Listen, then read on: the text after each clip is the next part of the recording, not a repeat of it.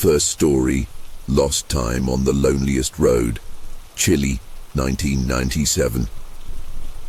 I never thought I'd be sharing this story, but I can't keep it bottled up anymore.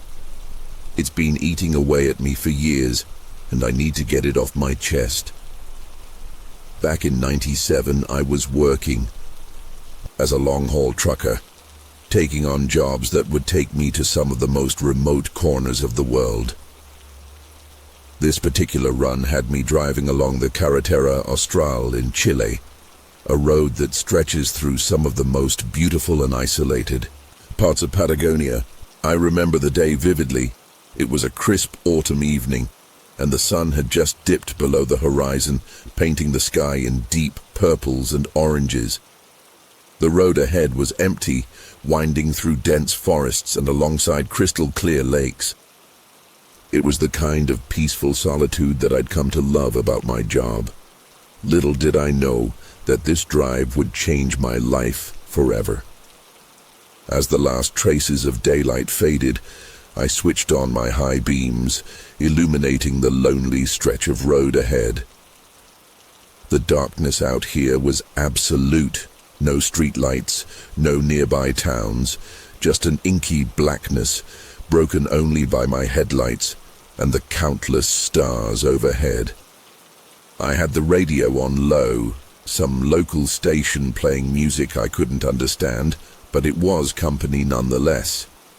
That's when I first noticed it, a faint glow in my rearview mirror.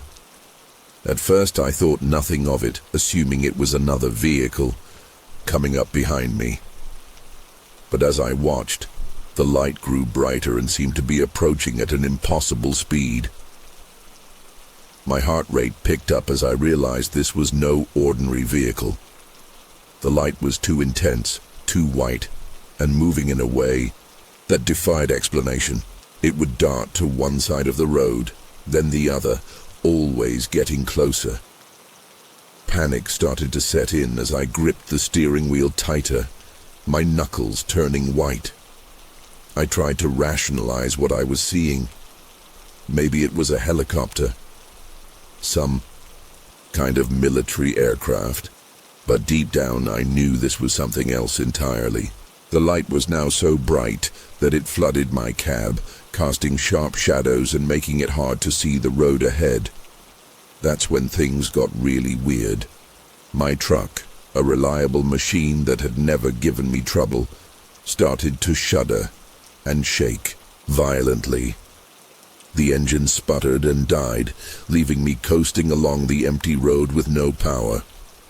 I felt a pressure building in my ears, like when you're on a plane that's rapidly changing altitude.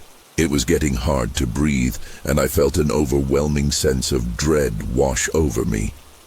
I tried to move, to open the door, to do anything, but my body wouldn't respond. It was like I was frozen in place, a puppet with its strings cut, helpless, as the light engulfed my truck. The pressure in my head became unbearable, and a high-pitched ringing filled my ears. I could feel my heart pounding in my chest, each beat echoing through my body like a drum. The truck's radio crackled to life, emitting a series of bizarre, otherworldly sounds, screeches, clicks and hums that no earthly technology could produce. I wanted to scream, to cry out for help, but my voice was trapped in my throat. The light outside was now so intense that it seemed to penetrate my closed eyelids, burning white-hot images into my retinas.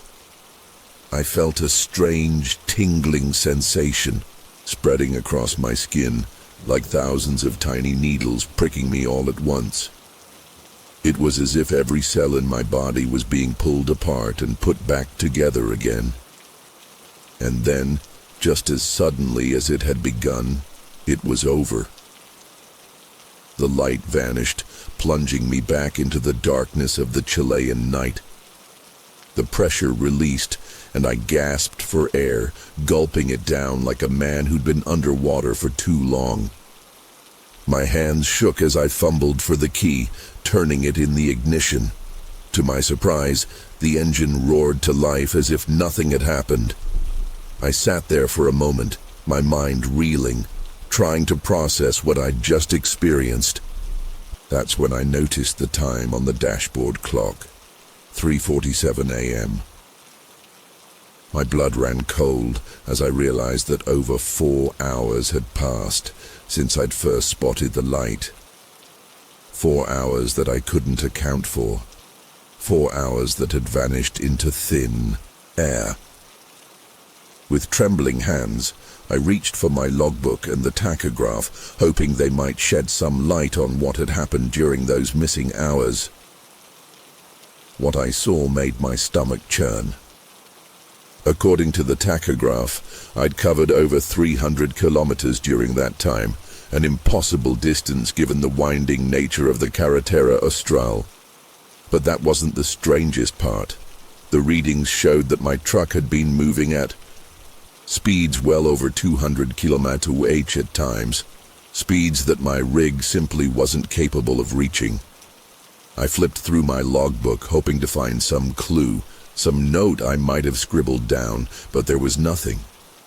Just a blank space where those 4 hours should have been, as if they'd been erased from existence. I sat there in the cab, my mind racing, trying to make sense of what had happened. The rational part of my brain was desperately searching for a logical explanation, but deep down, I knew I had experienced something beyond human understanding. As I gathered my wits and prepared to continue my journey, I noticed something that sent a chill down my spine. My clothes were damp with sweat, but it wasn't just sweat. There was a strange metallic odor clinging to my skin and clothes. It reminded me of ozone, like the air after a lightning strike, but mixed with something else I couldn't quite place. I checked myself in the rearview mirror and was shocked to see that my face looked different. Not dramatically so, but enough that it was noticeable. My features seemed slightly altered, as if someone had made a copy of me but got a few small details wrong. With shaking hands, I put the truck in gear and slowly continued down the road. Every shadow, every flicker of light in the distance made me flinch. I couldn't shake the feeling that I was being watched, that whatever had taken me was still out there, observing my every move. As I drove, I began to notice other strange things. My vision seemed sharper, colors more vivid.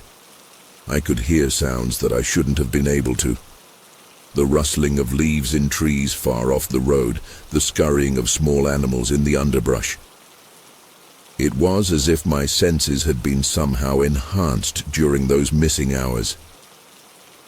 But with this heightened awareness came a growing sense of unease. The world around me felt alien, unfamiliar, as if I had returned to a place that looked like Earth but wasn't quite right. As dawn broke over the mountains, casting long shadows across the road, I finally reached a small town. I pulled into a truck stop, desperate for some human contact, some confirmation that the world was still normal. But as I stepped out of my cab, I was hit by a wave of dizziness so intense that I had to grip the door to stay upright. The ground seemed to shift beneath my feet, and for a moment I saw double, not just of my surroundings, but of myself. It was as if there were two versions of me, slightly out of sync, occupying the same space. I blinked hard, and the image resolved itself, but the feeling of wrongness persisted. I stumbled into the truck stop's diner, drawing curious looks from the few early morning patrons. As I slumped into a booth, I caught my reflection in the chrome napkin holder. My eyes, they looked different. The irises seemed to shimmer with an unnatural light, changing color slightly as I moved. I quickly looked away, my heart pounding. What had they done to me? The waitress approached, speaking to me in rapid Spanish that I could barely understand. I ordered coffee, my voice sounding strange and distant to my own ears. As I sat there, trying to calm my nerves, I noticed something else. My thoughts felt different. Ideas and concepts that I had never considered before were suddenly flooding my mind. Complex mathematical equations, snippets of alien languages, and visions of distant worlds flashed through my consciousness. It was overwhelming, like trying to drink from a fire hose. I pressed my palms against my temples, willing it to stop. But the flood of information continued unabated. I began to wonder if I was losing my mind, if the stress of the experience had finally broken me. As I sipped my coffee, I tried to piece together what had happened during those missing hours. Fragments of memory began to surface, like scenes from a half-remembered dream. I saw flashes of a sterile white room, strange tall figures with elongated limbs and large almond-shaped eyes. The sensation of floating, weightless, as if gravity had ceased to exist. And pain, sharp, clinical pain, as if every inch of my body was being examined and probed. But these memories were fleeting, slipping away like water through my fingers every time I tried to focus on them. The more I tried to remember, the more my head ached, a dull throbbing that seemed to pulse in time with the alien thoughts racing through my mind. I knew, with a certainty that chilled me to my core, that something fundamental had changed within me. I was no longer the same person who had started that drive down the Carretera Austral. Days turned into weeks, and weeks into months. But the effects of that night never fully faded. I couldn't bring myself to drive long-haul routes anymore, especially at night. The open road, once my sanctuary, had become a source of constant anxiety. I'd find myself scanning the skies, my heart racing at every distant light or unusual sound. Sleep became elusive, plagued by vivid nightmares of that missing time. In my dreams, I'd relive fragments of the abduction, the clinical examinations, the sensation of my consciousness being peeled away layer by layer, the overwhelming feeling of being in the presence of something so utterly alien that my mind struggled to comprehend it. I'd wake up drenched in sweat, the same metallic odor clinging to my skin, a reminder that it wasn't just a dream, but a memory of something all too real. The changes in my mind and body continued to manifest in ways that both fascinated and terrified me. I found myself able to understand and speak languages I'd never studied, solving complex mathematical problems with ease, and experiencing vivid premonitions that often came true. But these abilities came at a cost. I felt increasingly disconnected from the world around me, as if I was observing humanity through a pane of glass. Relationships became difficult to maintain as I struggled to relate to others who couldn't understand what I'd been through. I sought out support groups for abductees, hoping to find others who could relate to my experience, but even among them, I felt like an outsider. The depth of my encounter and the lingering effects seemed to be on a different level entirely. As the years passed, I became obsessed with understanding what had happened to me. I pored over every book, article, and documentary I could find on UFOs and alien abductions. I reached out to researchers and scientists, some of whom were intrigued by my case while others dismissed me as delusional. But none of their theories or explanations could fully account for what I had experienced. The more I learned, the more I realized how little we truly know about the universe and our place in it. There were nights when I'd stand outside, staring up at the stars, feeling a mixture of longing and dread. Part of me wanted answers, wanted to understand the beings that had taken me and why. Another part of me was terrified that they might return, that I might once again find myself at the mercy of forces beyond my comprehension. Today, nearly 3 decades after that fateful night on the Carretera Austral, I still struggle to come to terms with what happened.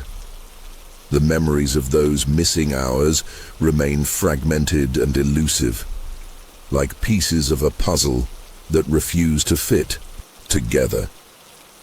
The changes in my mind and body have become a part of me, something I've learned to live with, if not fully understand. I've come to accept that I may never know the full truth of what occurred during my abduction or why I was chosen. But I can't shake the feeling that it was more than a random encounter. Sometimes, when I look up at the night sky, I sense a presence watching, waiting, and I wonder if someday they'll return to finish whatever they started on that lonely stretch of road in Chile.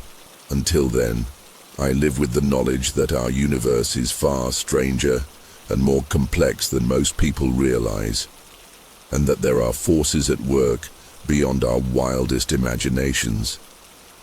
My experience has taught me that the line between the known and the unknown is far thinner than we'd like to believe, and that sometimes the truth is more terrifying than anything we could invent. Second story, Highway to the Stars, Brazil, 2010. It was just another night on BR 116, or so I thought. I've been driving trucks for over 2 decades, and I've seen my fair share of weird stuff on these long, lonely stretches of road. But nothing, and I mean nothing, could have prepared me for what happened that night in the backwoods of Bahia. I remember it like it was yesterday, even though it's been years since it happened. The air was thick and humid, typical for that part of Brazil. I had the windows rolled down, trying to stay alert as I pushed through the early morning hours. The radio was on low, playing some old country tunes to keep me company. I'd done this, wrote 100 times before, knew every twist and turn of the highway like the back of my hand. But something felt different that night. There was a charge in the air like right before a thunderstorm hits.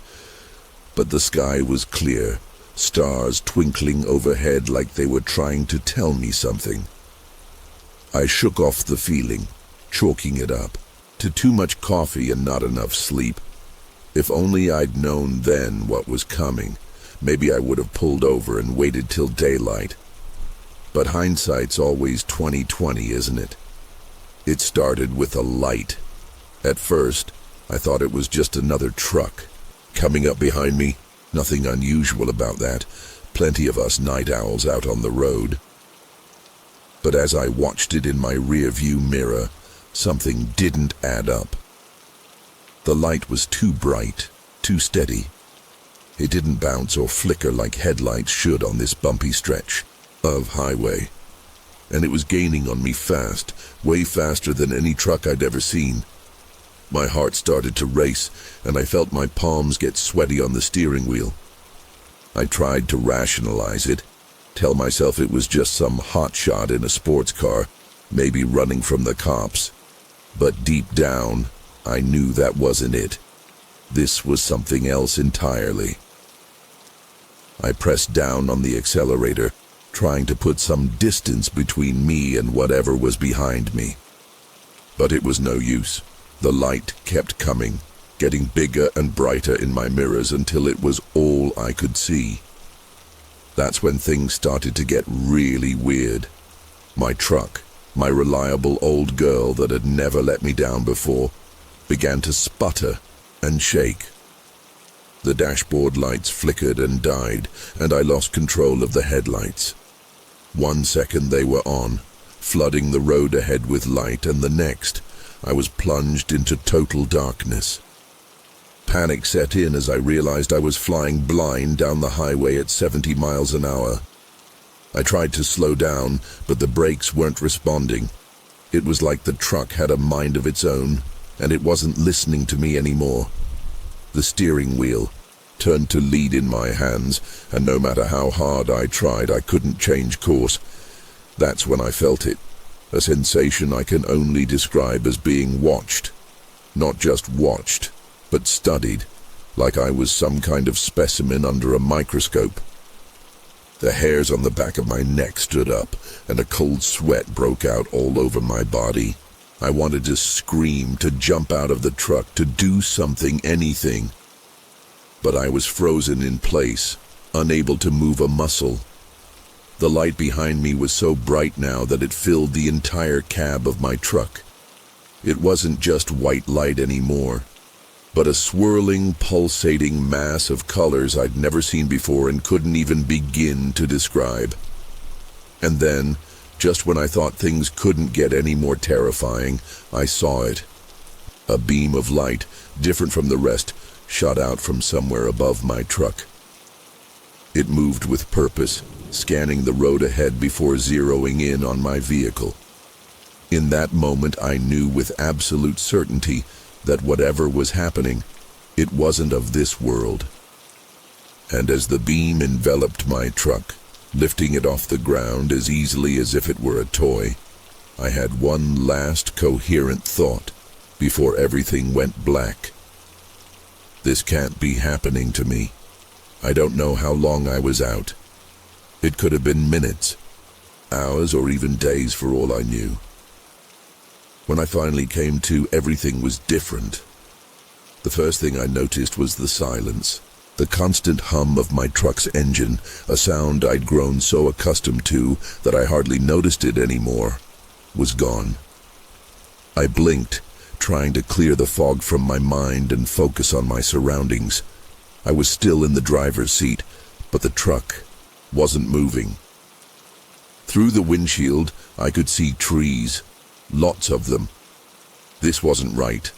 The last thing I remembered, I was on a stretch of highway with nothing but open fields on either side. Now it looked like I was parked in the middle of a dense forest. My head was pounding, and when I tried to move, every muscle in my body screamed in protest. It felt like I'd been put through a wringer, twisted and stretched in ways the human body was never meant to endure. With shaking hands, I reached for the door handle, half expecting it to be locked or somehow changed. But it opened easily, and I practically fell out of the cab onto the soft, leaf-covered ground. The air smelled different, fresher somehow, with an underlying scent I couldn't quite place. It was eerily quiet. No sounds of birds or insects, just the gentle rustling of leaves in a breeze I couldn't feel. I stumbled around to the front of my truck, my legs feeling like they belonged to someone else. What I saw there made my blood run cold. The entire front grille was warped and twisted, like it had been exposed to extreme heat. The paint was bubbled and peeling in places, revealing the metal underneath. But it wasn't rust I saw. It was a strange iridescent pattern that seemed to shift and change as I looked at it. I reached out to touch it, then thought better of it. Who knew what that stuff was or what it might do to me? That's when I noticed my watch. The face was cracked and the hands had stopped moving. But that wasn't the worst part. According to the date display, 3 days had passed since I last remembered checking the time. 3 whole days, gone in what felt like the blink of an eye. My mind reeled, trying to make sense of it all. What had happened to me during that lost time? Where exactly was I? And most importantly, how the hell was I going to get back to civilization? I climbed back into the cab, hoping against hope that the truck would start. To my surprise, it roared to life on the first try, as if nothing had ever been wrong with it. The dashboard lit up, but the gauges were all over the place. The fuel tank showed full, even though I distinctly remembered being nearly on empty before whatever had happened. The temperature gauge was buried in the red, but the engine sounded fine. And the odometer. I had to blink and look again to make sure I wasn't seeing things. It was showing over 1,000 kilometers more than it should have. That was impossible. There was no way I could have driven that far without knowing it. As I sat there trying to wrap my head around what I was seeing, a wave of nausea hit me. It wasn't just motion sickness or the disorientation of waking up in a strange place. This was something deeper, more visceral. It felt like every cell in my body was screaming that something was wrong, that I didn't belong here, that I needed to get away. But get away to where? I had no idea where I was or how I'd gotten there. The forest pressed in around me, dark and forbidding. For a moment, I considered just staying put, waiting for someone to find me. But the thought of spending another minute in this place filled me with a dread I can't even begin to describe. With shaking hands, I put the truck in gear and started to drive, hoping I'd find my way back to a road, any road, that could lead me out of this nightmare. As I maneuvered the truck through the dense forest, my mind raced with questions. How did I end up here? What happened during those missing days? The trees seemed to close in around me, their branches reaching out like gnarled fingers trying to grab the truck. I had to constantly adjust the steering wheel to avoid hitting them, my knuckles white from gripping it so tightly. The further I drove, the more I realized that this wasn't any normal forest. The vegetation looked off, colors that shouldn't exist in nature, leaves with impossible shapes, and worst of all, an eerie silence that pressed against my eardrums like a physical force.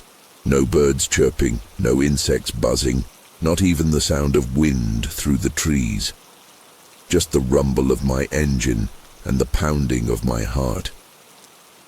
I couldn't shake the feeling that I was being watched, that something was out there in the shadows, following my every move. Every few minutes I'd catch a glimpse of movement in my peripheral vision, but when I turned to look, there was nothing there. Was I going crazy?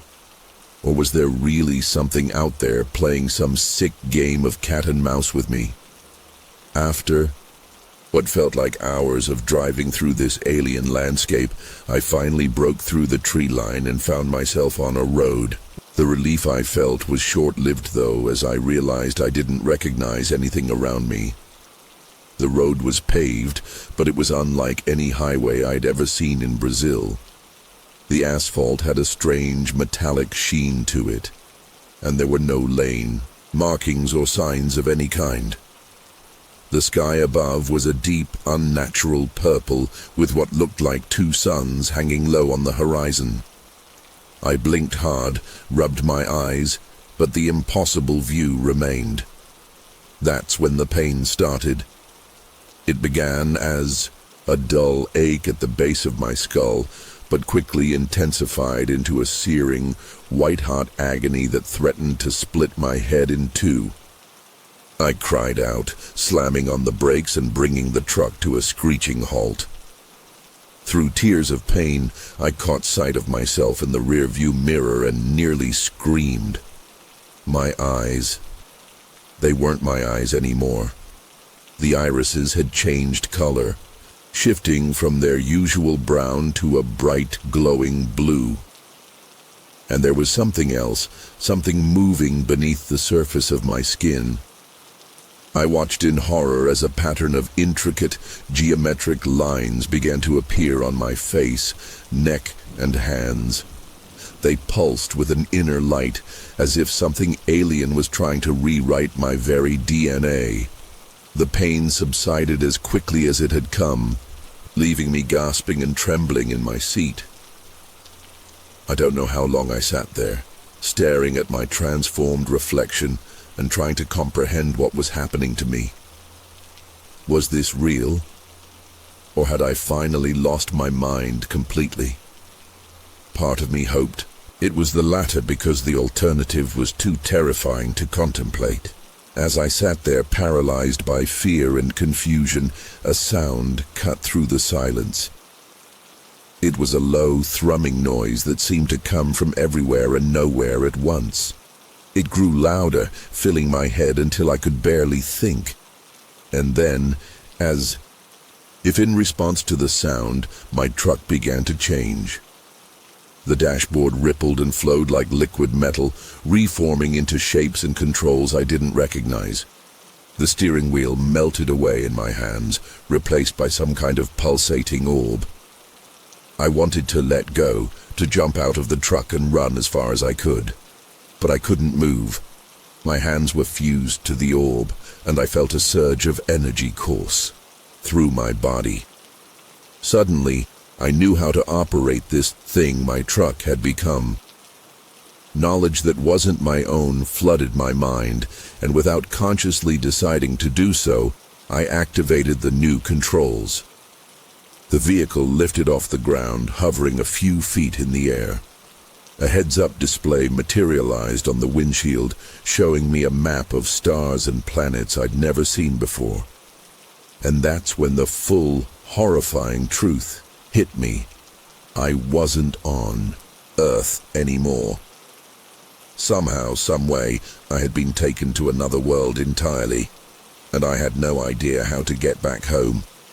The realization that I was on an alien planet hit me like a physical blow. I felt my chest tighten, my breath coming in short, panicked gasps. But there was no time for a full-blown panic attack. The vehicle, I couldn't even call it a truck anymore, was moving of its own accord, guided by the alien knowledge that had been forcibly implanted in my mind. We rose higher into the purple sky, the strange landscape below shrinking away until it was nothing but a patchwork of bizarre colors and shapes. I tried to fight against the pull of the controls to regain some semblance of control over the situation, but it was useless. My body moved on autopilot, fingers dancing over the pulsating orb with a precision that wasn't my own. Through the windshield, I watched as we approached what looked like a city in the distance. But this was no city built by human hands. Towering structures of impossible geometry stretched towards the sky, their surfaces shimmering and shifting like mirages in a desert. Beams of light in colors I had no names for crisscrossed between the buildings, forming a web of energy that hurt my eyes to look at directly. As we drew closer, I could see movement within the city, shapes that defied description, entities that my human brain struggled to process. Some floated through the air like living smoke, while others scuttled along the sides of buildings, defying gravity. I wanted to close my eyes, to shut out this impossible world. But I couldn't. Some force kept them wide open, drinking in every terrifying detail. We descended towards what appeared to be some kind of docking station, a massive, organic-looking structure that pulsed with an inner light. As we approached, tendrils of energy reached out from the structure, enveloping my vehicle. I felt a jolt, like an electric shock running through my entire body, and suddenly I was free from the controls. But before I could even think about trying to escape, a section of the windshield simply dissolved. The air that rushed in was thick and heavy, carrying scents that made my head spin. I tried to hold my breath, terrified of what breathing this alien atmosphere might do to me, but my lungs were burning, demanding oxygen. When I finally gasped for air, I expected pain, maybe even death. Instead, I felt different, stronger, somehow more alert. Colors became even more vivid, sounds sharper. I could feel the vibrations of the city around me, as if I was suddenly attuned to its very pulse. That's when I heard the voices, not with my ears, but inside my head. A cacophony of alien thoughts and emotions washed over me, threatening to drown out my own consciousness. I gripped the sides of my head, trying to block it out, but it was useless. Images flashed through my mind. Star maps, complex mathematical equations, glimpses of worlds and civilizations beyond anything I could have imagined. And through it all, a sense of purpose, of urgency. They, whoever or whatever they were, needed me for something. I was part of some grand plan, a cosmic game whose rules I couldn't begin to comprehend. Before I could make sense of any of it, I felt myself being lifted out of the vehicle by an unseen force. I floated through the air, my body completely out of my control, towards an opening in the side of the docking station. As I passed through the threshold, the assault on my senses intensified. The walls around me were alive, pulsing with patterns and colors that seemed to react to my very presence. I was moved down a long corridor, passing by chambers filled with strange machinery and tanks containing things I couldn't bring myself to look at too closely. Finally, I was deposited in a large circular room. The floor beneath me was soft and slightly springy like living tissue. In the center of the room stood a group of beings. I say beings because there's no other word that fits. They were vaguely humanoid in shape, but that's where any resemblance to humans ended. Their bodies seemed to be made of light and shadow, constantly shifting and changing. Where faces should have been, there were swirling vortexes of energy. I felt their attention focus on me, and suddenly the voices in my head coalesced into a single, overwhelming presence. "Welcome," it said, though not in any language I knew. The meaning simply appeared in my mind. "You have been chosen." I wanted to ask why, to demand they send me back home, but no words came out. Instead, I felt myself moving forward, drawn towards the beings by an irresistible force. As I got closer, I saw something in the center of their circle, a device of some kind, thrumming with power. And somehow, I knew that whatever was about to happen, whatever they had chosen me for, it would change everything. My last human thought before I reached the device was a desperate wish to wake up from this nightmare. But deep down, I knew this was no dream. This was my new reality, and there was no going back. As I approached the device, my body tingling with a mixture of terror and an inexplicable anticipation, I felt the presence of the beings intensify in my mind. They were communicating with me, not through words, but through a series of rapid-fire images and sensations that left me reeling. I saw vast stretches of space, countless worlds teeming with life forms beyond my wildest imagination. I felt the weight of eons, the rise and fall of civilizations across the cosmos. And through it all, a sense of impending doom, a threat so large it endangered not just one planet or solar system, but the entire fabric of reality itself. The device before me pulsed in sync with these visions, its surface rippling like liquid metal. As I drew closer, tendrils of energy reached out, wrapping around my arms and legs. I should have been terrified, should have fought against it with every fiber of my being. But something had changed within me. The part of my brain that would have once panicked was now filled with a strange sense of purpose.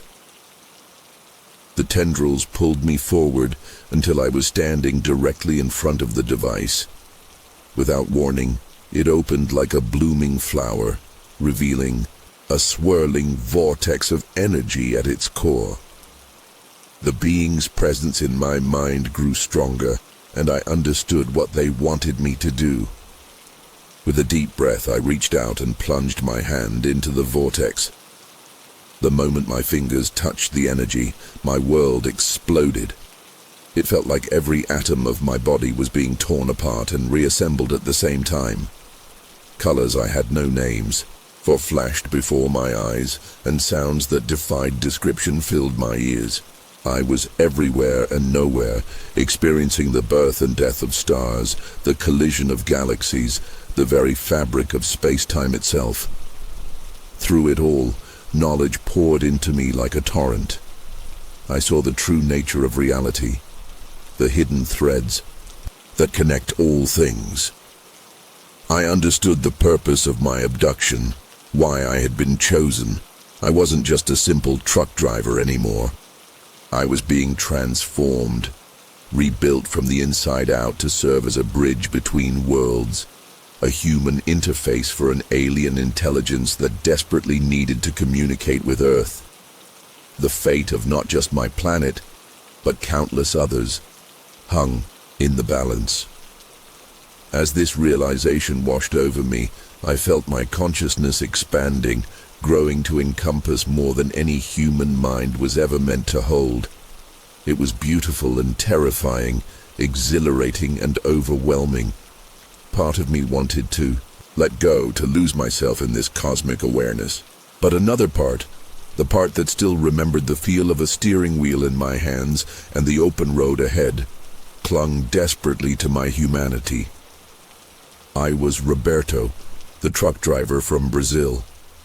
I had a family, a life, a home. I couldn't let that go. Couldn't lose myself completely to this alien transformation. With a mental effort that felt like lifting a mountain, I pulled my hand back from the vortex. The connection broke, and I stumbled backward, gasping for breath. The beings around me pulsed with what I somehow knew was surprise. They hadn't expected me to be able to break free. As I stood there, trembling and panting, I felt the changes that had been wrought upon me. My body looked the same, but I could feel the alien energy coursing through my veins.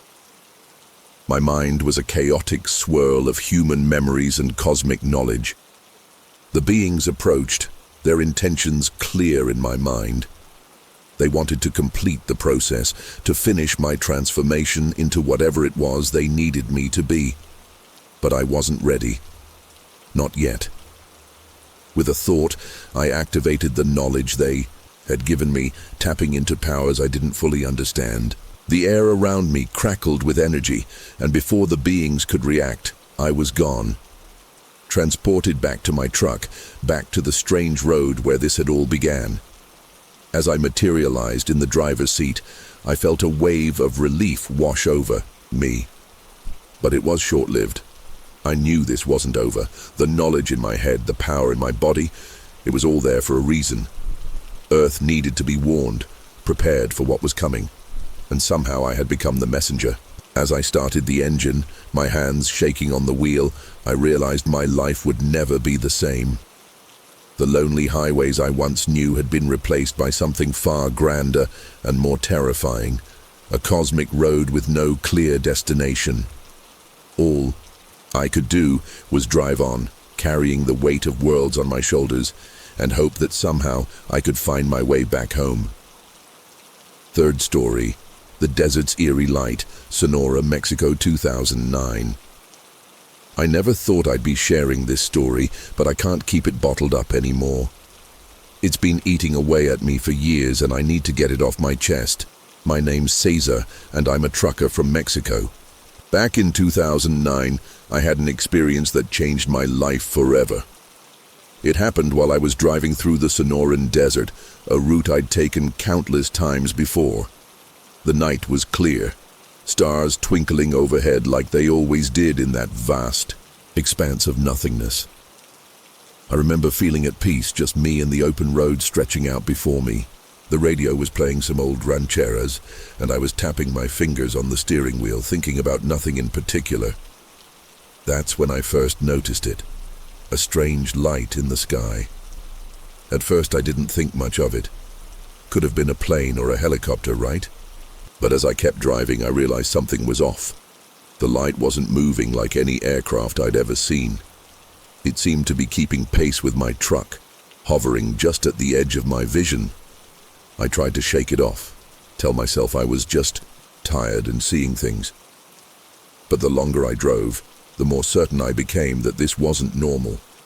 The light started getting closer, and that's when the real fear set in. My heart was pounding so hard I could feel it in my throat. I wanted to floor it to get the hell out of there, but something kept me driving at a steady pace. Maybe I thought if I didn't react, whatever it was would lose interest and go away.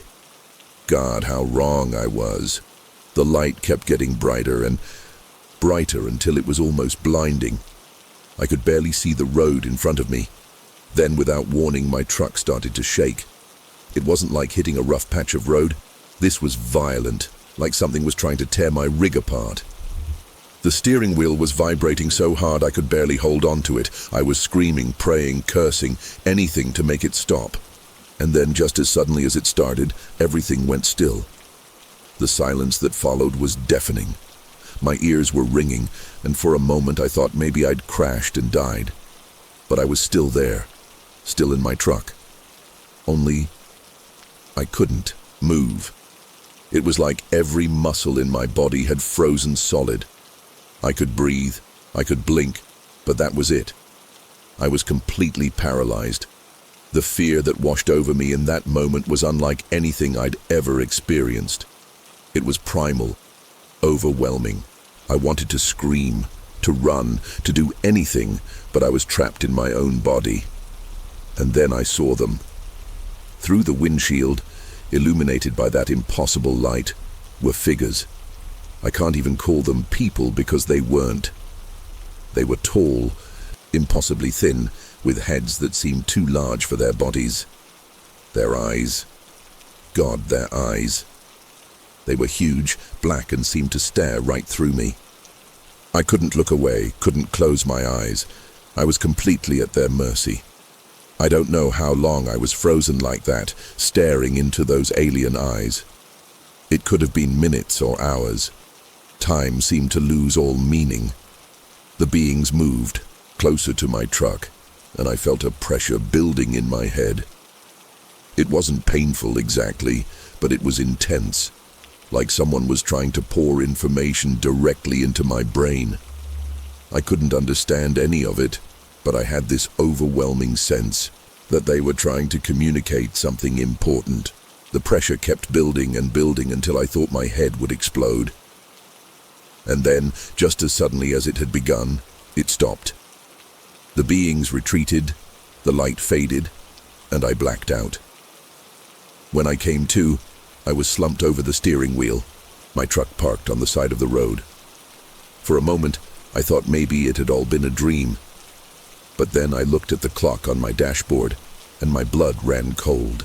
It was 4:37 a.m. The last time I remembered checking, it had been just after midnight.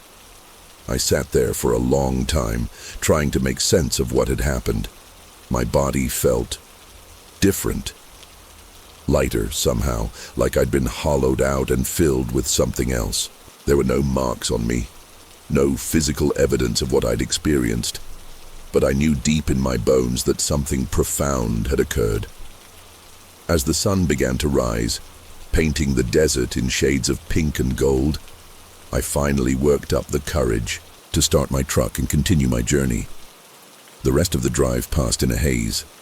I couldn't shake the feeling that I was fundamentally changed, that the world around me had shifted in some imperceptible way. When I finally reached my destination and made my delivery, my co-workers commented that I looked pale, asked if I was feeling all right. How could I possibly explain what had happened? I mumbled something about a rough night and retreated to the solitude of my cab. In the days and weeks that followed, I tried to rationalize what had happened. Maybe I'd fallen asleep at the wheel and hallucinated the whole thing. Maybe it was some kind of government experiment or a new type of aircraft being tested in the desert. But deep down, I knew the truth. Those beings, whatever they were, weren't from this world. And they had chosen me for something. I couldn't shake the feeling that they had imparted some kind of knowledge or mission to me. But it was like trying to remember a dream. Every time I thought I was close to grasping it, it would slip away. I became obsessed with trying to understand what had happened. I scoured the internet for similar stories, joined online forums dedicated to UFO sightings and alien encounters. Some of what I read resonated with my experience, but nothing quite matched the intensity of what I'd been through. The obsession started to take its toll on my life. I couldn't sleep without reliving that night in my dreams. Every time I got behind the wheel of my truck, I found myself scanning the skies, half hoping and half dreading to see that light again. My work suffered, and my relationships began to crumble. My wife couldn't understand why I'd become so distant, so preoccupied. How could I explain to her that I felt like a stranger in my own skin? That I was carrying around some cosmic secret that I couldn't even begin to comprehend? I started to drink more, hoping it would dull the constant buzz of unanswered questions in my head.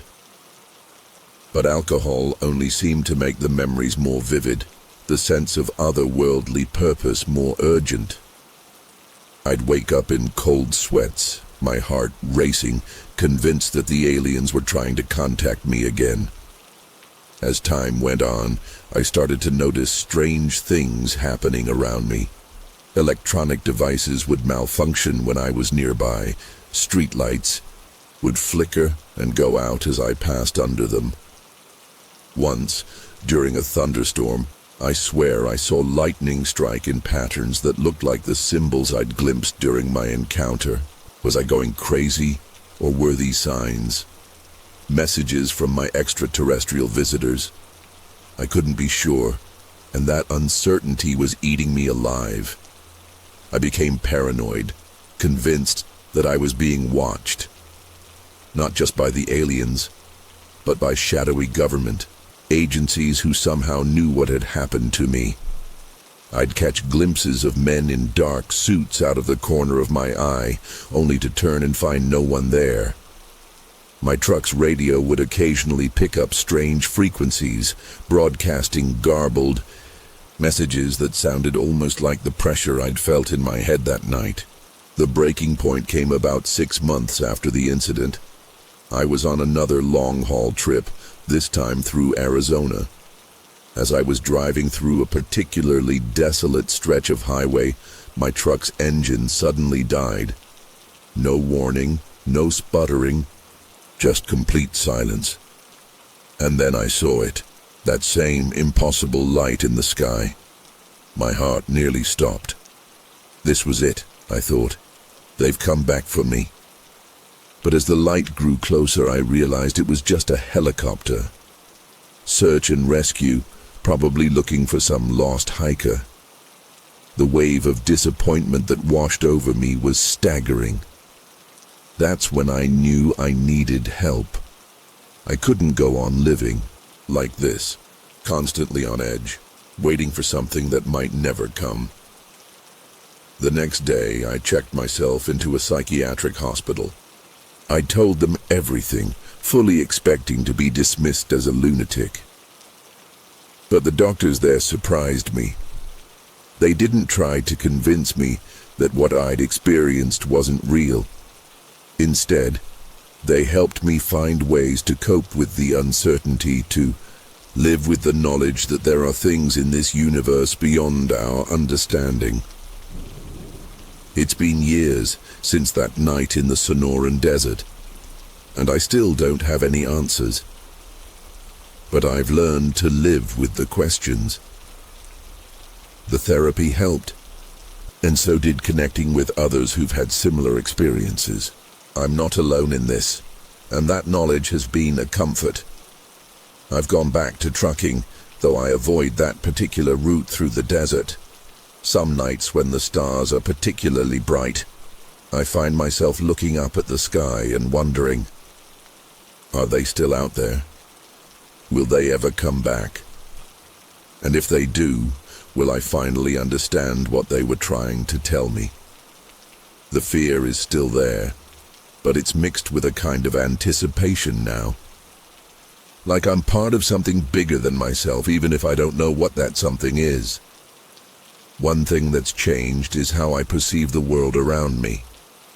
It's like my senses have been heightened somehow.